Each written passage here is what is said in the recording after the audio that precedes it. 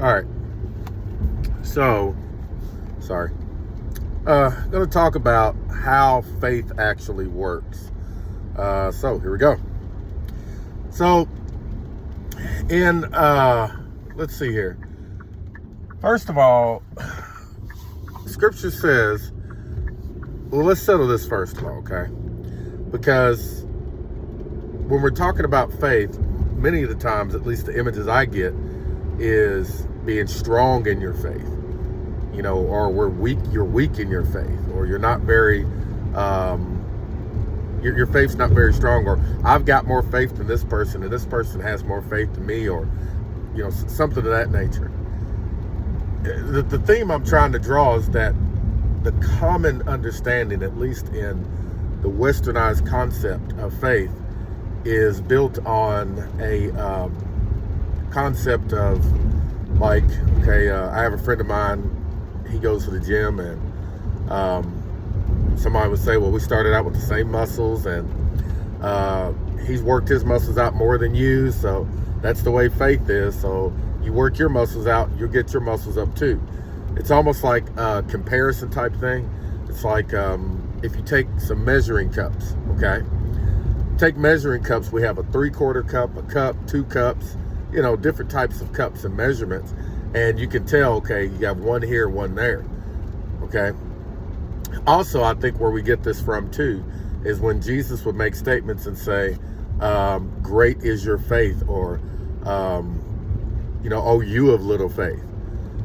And here's what that actually means. It's not great is your faith in the sense of size and it's much bigger, or great is or how little is your faith, or your faith's not, you have, small faith. And then we compare it to something, but watch this. If that's true, why did Jesus say, if you have faith, the grain of a mustard seed? Have you ever seen a mustard seed? A mustard seed is super, super small. It's almost microscopic. It's small. And Jesus said, if you have faith the size of that, now I don't know about you, but talking about little faith, that seems pretty small. Here's what Jesus was saying, okay?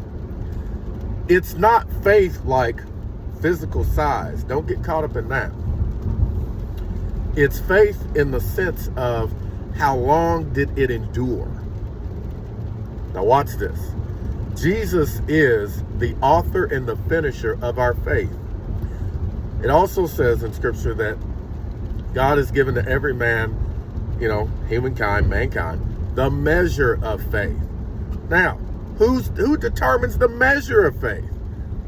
Like, measure is, what is the standard? That's what this means. Who determines that? Who determines the limitations of your faith? Well, probably the author and the originator of your faith. Wait a minute. Jesus is the author and the originator of all of your faith. Okay? Faith is essentially to be persuaded or to have evidence that can convict you of faith. That would be faith. It's persuasion and what you can be convicted of. Okay? If you look up core definition. So Hebrews 11:1 says, now faith is. Let's use the definition. Now being persuaded is. Now being convicted is. The substance of things hoped for. What is the evidence of your faith? What is the persuasion of your faith? The persuasion of your faith is Jesus. You are taking onto yourself and entering into, as in a arrangement with a contract.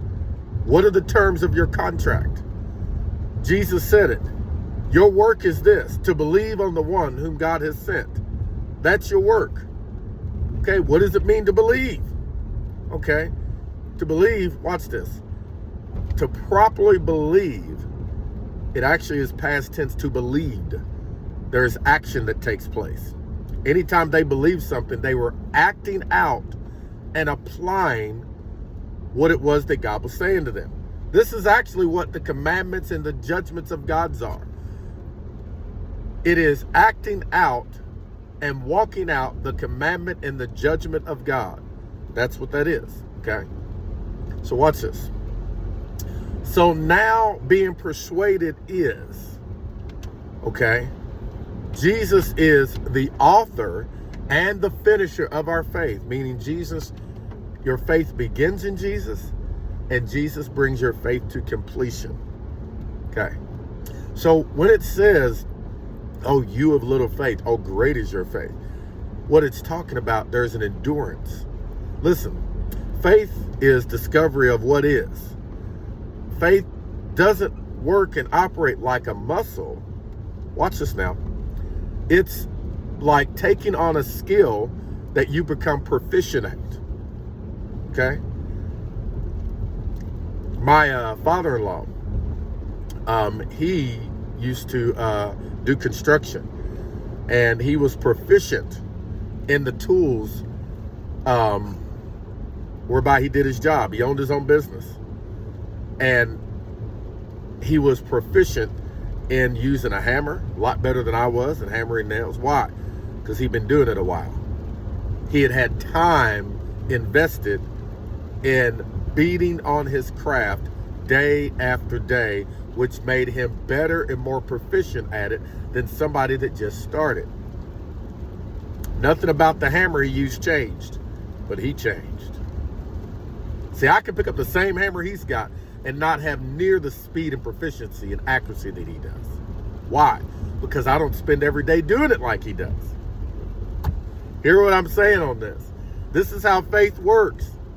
Faith is not something you build up and like a muscle. No, it's a tool that you become proficient. And let me tell you what I mean.